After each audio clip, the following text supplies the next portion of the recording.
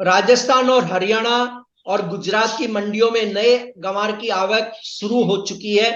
हालांकि ये आवक अभी छिटपिट है और आने वाले समय में ये आवक निश्चित रूप से बढ़ेगी।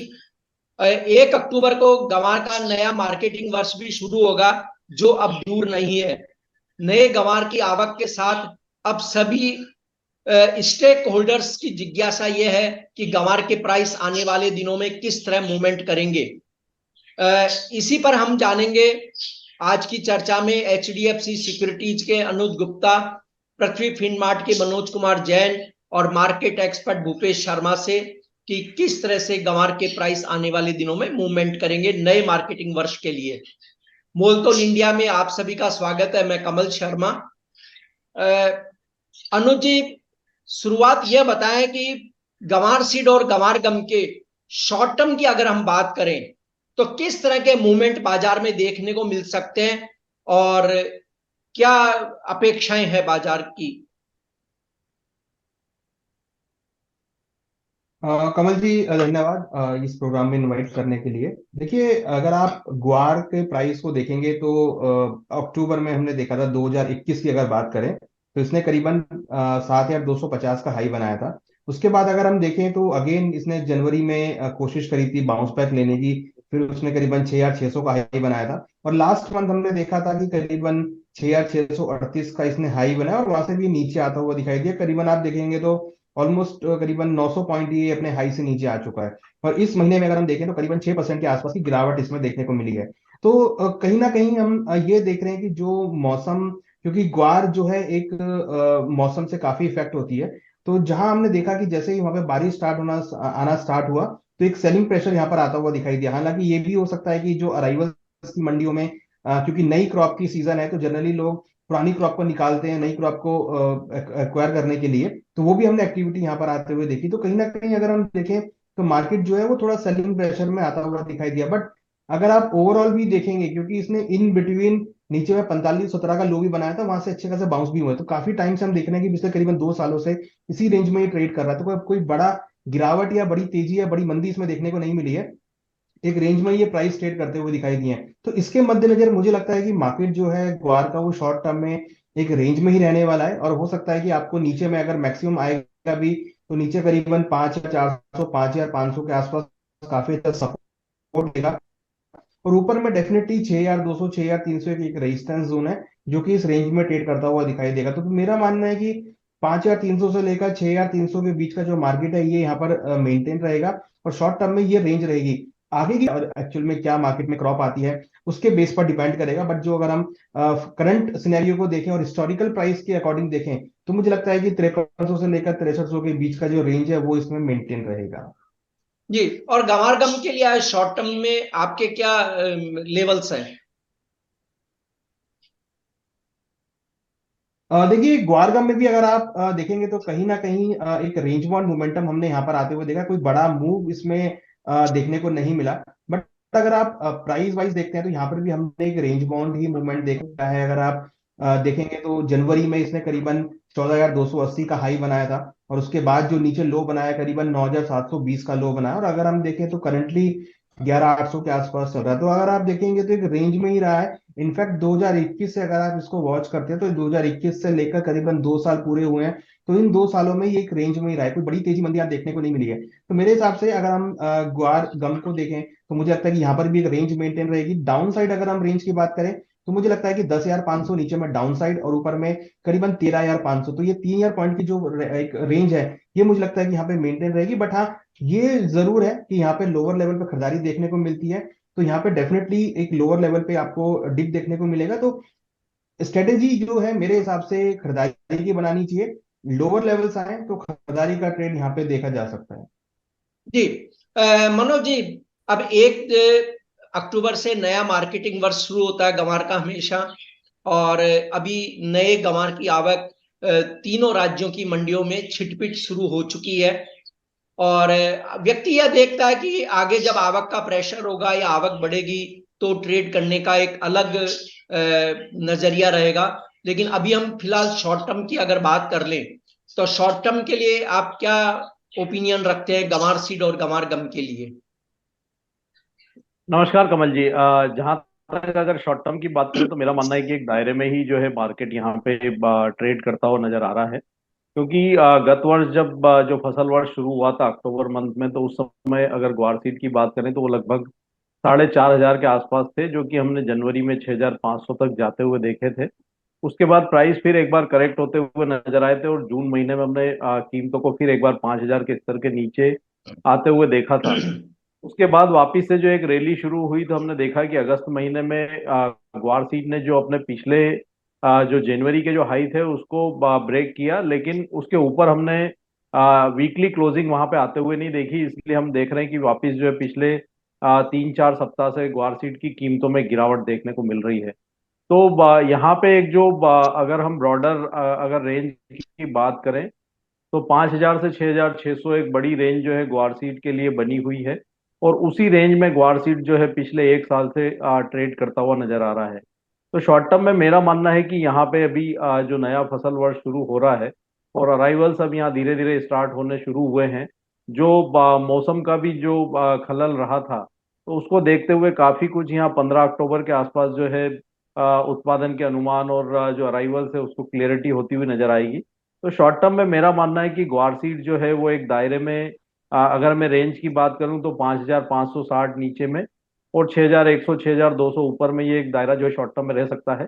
वहीं अगर ग्वारगम की बात करें तो यहाँ भी जब जो फसल वर्ष शुरू हुआ था, तो हमने कीमतों को 8,850 के आसपास ट्रेड होते हुए देखा था। और वहाँ भी हमने जो निचले स्तरों से रैली आते हुए देखी थी, तो जनवरी में कीमतें 14,000 तक के स्तर को टेस्ट करती हुई नजर आई थी।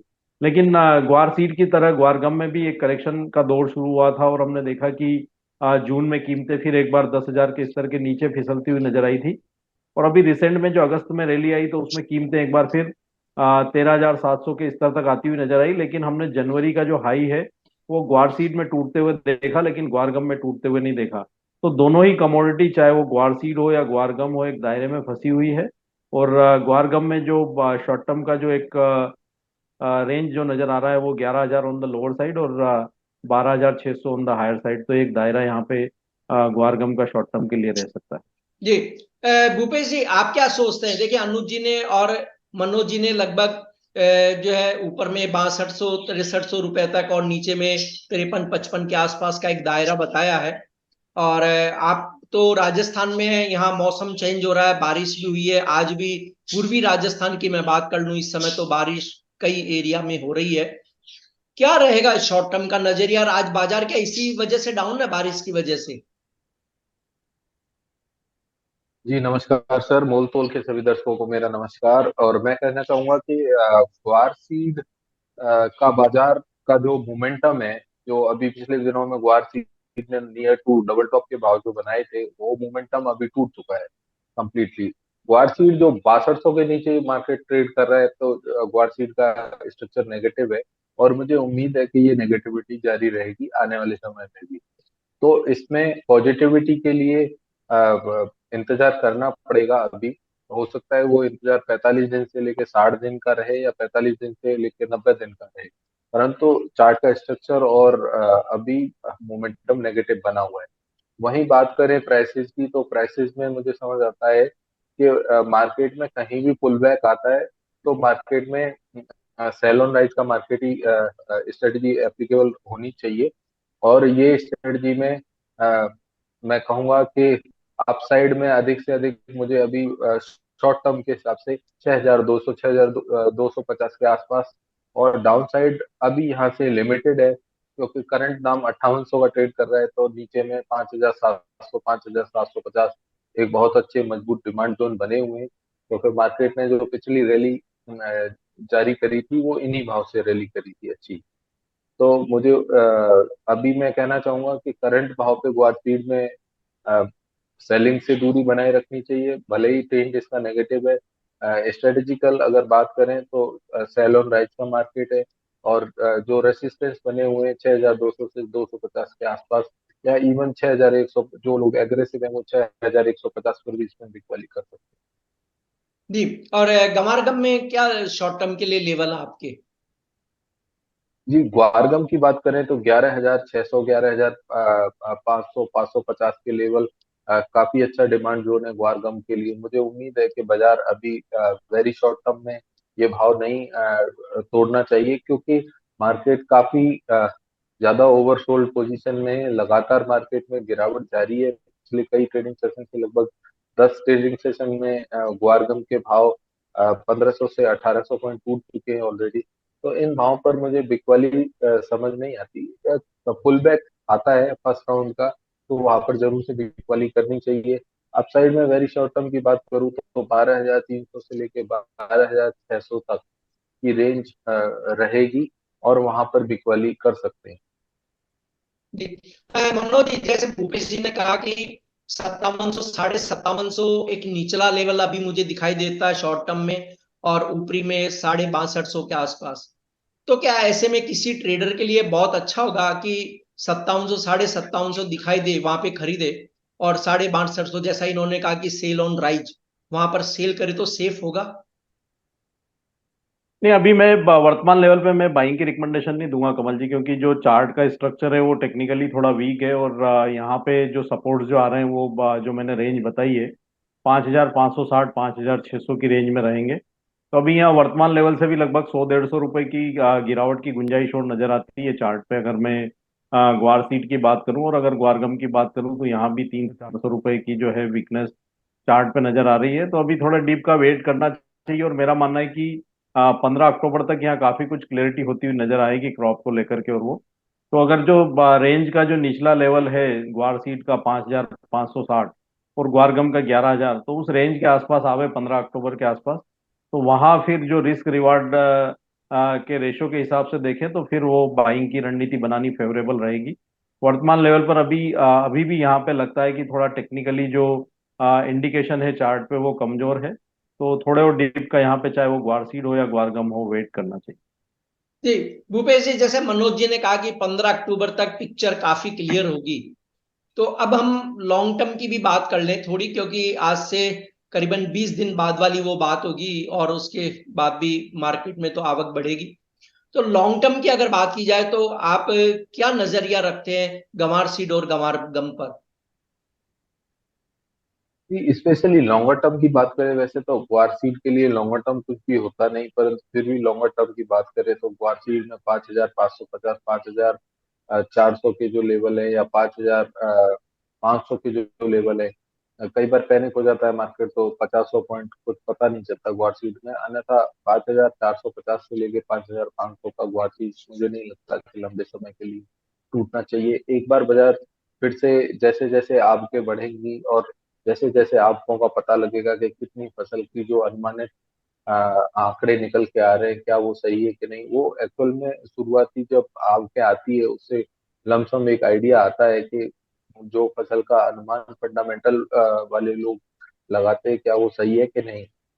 परंतु वहीं अपन टेक्निकल की बात करें तो इसको कोरिलेशन में ऐड करते हैं तो पता लगता है कि बाजार अभी चलने वाला है कि नहीं। तो प्राइसेस की बात करें तो यहाँ से करंट दाम से 100 150 रुपये नीचे, 200 रुपये नीचे अधिक से अधिक, और अपसाइड में इसमें 6,250 के ऊपर बाजार निकलेगा। तो मुझे उम्मीद है कि बाजार ने जो अभी पिछले दिनों में जो हाई 6,670 के आसपास के बनाए, मार्केट उनको भी पेनिट्रेट करना चाहिए, और 6 7 हजार के करीब एक बार लॉन्गर टर्म में मुझे बाजार समझ आता है। जी अनुज जी, लॉन्ग टर्म के लिए आप क्या सोचते हैं? और दूसरा इसमें ये था कि गंवार सीड को आप इन्वेस्टमेंट कमोडिटी मान रहे हैं या ट्रेडिंग कमोडिटी मानते हैं इस साल के लिए? देखिए, ट्रेडिंग कमोडिटी है डेफिनेटली। अगर आप एक लॉन्ग टर्म एक्सपेक्ट देख रहे हैं तो मुझे लगता है कि यहाँ पर आपको बाय ऑन डिप्स की स्ट्रेटेजी देखने को मिलेगी, क्योंकि अगर आप ओवरऑल देखेंगे तो यहाँ पर हमने स्लो एंड स्टडी एक बाउंस बैक आता हुआ देखा है। हालांकि अगर आप देखेंगे तो 2020 में इसने करीबन 3195 का लो बनाया था, और वहां से धीरे धीरे ये ऊपर की तरफ आता हुआ दिखाई दिया है। तो इन्वेस्टमेंट परस्पेक्टिव तो नहीं है, क्योंकि वॉलेटिलिटी इसमें काफी हाई है। तो मुझे लगता है कि ऐसी कमोडिटी में आप अपना ट्रेडिंग व्यू बना सकते हैं, ट्रेडिंग पॉइंट ऑफ व्यू से ट्रेडिंग कर सकते हैं। बट इन्वेस्टमेंट के लिए, क्योंकि अगर आप देखेंगे तो 2021 से ये कंटिन्यूस नीचे ही आया है, तो ऐसा कोई नहीं दिख रहा है कि कोई इसमें आपको इन्वेस्टमेंट के लिए कोई पैसा यहाँ बनेगा। बट हाँ, ट्रेडिंग पॉइंट ऑफ व्यू से अच्छी कमोडिटी है। एक अच्छा ट्रेड इसमें सेटअप बनाया जा सकता है। तो अगर प्राइस नीचे 5200-5300 के आसपास मिलते हैं तो मेरे ख्याल से वहां पर ट्रेडिंग के लिए पोजीशन बनाई जा सकती है। जी मनोज जी, ज्यादातर लोगों को यह कहना रहता है, मतलब मैं चार्टिस्टों से सुनता हूं कि गंवार जो है साल भर में अगर ट्रेडिंग करी जाए तो 35-40% तक रिटर्न दे जाता है, जो कि कोई भी एसेट्स क्लास शायद नहीं दे पाती, गोल्ड भी शायद नहीं दे पाता इतना। पर अधिकतर लोगों का जो नजरिया है वो है लॉन्ग टर्म, आज ले लो डबल होगा ट्रिपल होगा तब बेचेंगे, भले ही उस समय हो या न हो। वाकई क्या करना चाहिए इस कमोडिटी के लिए? बेटर क्या है कि जहां अच्छा पैसा कमा सके? ग्वार टर्म में कभी भी ग्वार कॉम्प्लेक्स की अगर बात करें तो यहाँ कभी भी लॉन्ग टर्म होता नहीं है कमल जी, क्योंकि हमने देखा है कि जो एग्री मार्केट की सबसे वोलेटाइल कमोडिटी जो है वो ग्वार मानी जाती है। और एक काफी अच्छा मोमेंटम चाहे वो ग्वार सीड हो या ग्वार गम दोनों में ही रहता है। और काफी सारे फैक्टर्स जो है इसकी वोलेटिलिटी को प्रभावित करते हैं, चाहे वो मौसम हो या कच्चे तेल की कीमतें हो या करेंसी का मूवमेंट हो या जो फॉरेन की जो डिमांड है वो हो। तो काफी सारे जो फैक्टर्स रहते हैं वो ग्वार सीड और ग्वार गम की कीमतों को पूरे वर्ष प्रभावित करते हुए नजर आते हैं। और उसी के चलते हम देखते हैं कि यहाँ पे ग्वार सीड और ग्वार गम में जो एवरेज जो वोलेटिलिटी है लगभग 8 से 10% जो है हर महीने की यहाँ पे रहती है। तो अगर आप एक ट्रेडर है, अगर लंबी अवधि को आप निवेश का नजरिया लेकर के नहीं चलते हैं और ट्रेडर हैं, और अगर आप उस ट्रेडिंग की अपॉर्चुनिटी को इस कमोडिटी में प्ले कर सकते हैं तो निश्चित तौर पे आप 30 से 40% तक के जो है रिटर्न्स वो एवरेज वोलेटिलिटी के लिहाज से साल भर में यहाँ निकाल सकते हैं। तो मेरा मानना है कि ग्वारसीड और ग्वारगम ये यहाँ पे लंबी अवधि का एक बड़ा प्रिडिक्शन देना काफी मुश्किल काम रहता है इस कमोडिटी में। लेकिन मेरा मानना है कि काफी वोलेटाइल और मोमेंटम वाली कमोडिटी रहती है, तो मोमेंट को प्ले करना चाहिए। और वही जो है अगले वर्ष भी यहाँ देखने को मिलेगा, जिस तरह से जो ग्लोबल इकोनॉमी के हालात है, कच्चे तेल की कीमतें हैं, करेंसी की वॉलेटिलिटी है, तो उसके चलते पूरे वर्ष यहाँ पे वॉलेटिलिटी ग्वारसीड और ग्वारगम में बनी रहेगी। और उसी को देख करके जो है यहाँ पे रणनीति बनाना चाहिए। हमारा मानना है कि ग्वारसी में लंबी अवधि में निचले स्तरों पर 4,950 5,000 के जो दायरे में एक अच्छे सपोर्ट्स रेंज रहेंगे। ऊपर में वही 6,100 यहाँ पे एक बड़ा रेजिस्टेंस बना हुआ है, और उसके ऊपर अगर कीमतें निकलती है तो जो प्रीवियस हाई जो अभी बने थे अगस्त महीने में 6,700 के आसपास के, वो टेस्ट हो सकते हैं। वो लेवल क्रॉस होने पर ही फिर यहाँ आगे के लॉन्ग टर्म के कोई जो है लेवल्स आगे ओपन होते हुए नजर आएंगे। और अगर उसी तरह मैं ग्वारगम की बात करूं तो यहाँ 9,800 से 10,000 के दायरे में एक अच्छे सपोर्ट रहेंगे लंबी अवधि के लिए। और ऊपर में यहाँ 12,500 13,000 के रेंज में जो है मजबूत रेजिस्टेंस बने हुए हैं। वो लेवल निकलते हैं तो फिर एक बार 14,000 तक भी जो है हम ग्वारगम को देख सकते हैं। तो एक रेंज बाउंड ट्रेड रहेगा, लेकिन जी ऊपरी लेवल्स में यहाँ पे रेजिस्टेंस भी बने रहेंगे। और ऊपर के लेवल में ब्रेकआउट पर ही यहाँ पे लंबी अवधि में फिर एक तेजी जो है वो देखने को मिलेगी, नहीं तो दायरे का जो ट्रेड है वो ग्वार सीड और ग्वारगम में बना रहेगा। जी भूपेश जी, गंवार सीड और गंवार गम प्रायोरिटी किसे देनी चाहिए ट्रेड के लिए, या दोनों को? ग्वार सीड नहीं, ग्वार सीड को प्रायोरिटी देनी चाहिए। उसके पीछे कारण है कि अगर जो लोग फंडामेंटल एनालिसिस करते हैं, और मैं प्राइसेस के बेसिस पर नहीं बोलूंगा और फंडामेंटल के बेसिस पर बोलूंगा, तो गम का स्टॉक अच्छा खासा है। परंतु वहीं चूरी और कोरमा की बात करेंगे तो चूरी और कोरमा में कोरमा की डिमांड जैसे विदेशों से भी बनी रहती है और लोकल मार्केट में भी अच्छी डिमांड रहती है। उस वजह से अगर शॉर्टेज होगी तो ग्वार की होगी, ना कि गम की होगी। इसलिए भविष्य में ध्यान रखें कि अगर जो भी ट्रेड किया जाए वो ग्वार को लेकर किया जाए। जी अनुज जी, लॉन्ग टर्म के लिए किसे प्रायोरिटी देनी चाहिए, गंवार सीड या गंवार गम को, या दोनों को? देखिए ग्वार सीड जो है वो एक कमोडिटी है, और जिसमें मुझे लगता है कि ट्रेडिंग पॉइंट ऑफ व्यू से अच्छे व्यूज बनाए जा सकते हैं। अच्छी वॉलिडिटी देखने को मिलती है। अगर आप वॉल्यूम वाइज भी देखेंगे तो आपको ग्वार सीड में अच्छे वॉल्यूम्स एज कंपेयर ग्वार गम के देखने को मिलते हैं। तो ट्रेडिंग पॉइंट ऑफ व्यू के लिए इंपॉर्टेंट है कि आपके पास वॉल्यूम होना चाहिए, जो कि ग्वार सीड में है एज कंपेयर ग्वार गम के।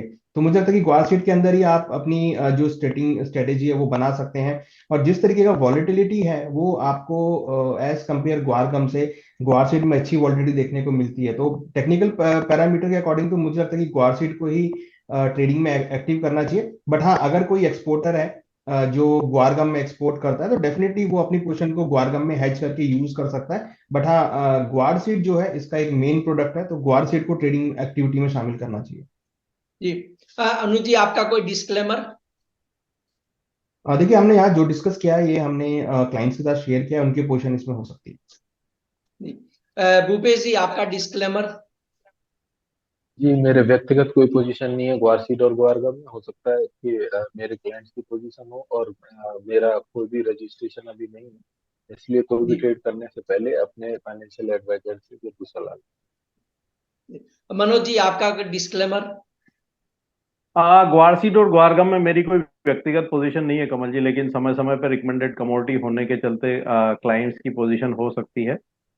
जब भी आप यहाँ पे रणनीति बनाते हैं तो अपने फाइनेंशियल एडवाइजर की सलाह जरूर आपको लेकर के और फिर उसमें रणनीति बनाना चाहिए। मोलतोल इंडिया में फिलहाल इतना ही। इस प्रोग्राम पर आप अपना फीडबैक जरूर दें। शुक्रिया मनोज जी, अनुज जी और भूपेश जी, आपका धन्यवाद। Thank you.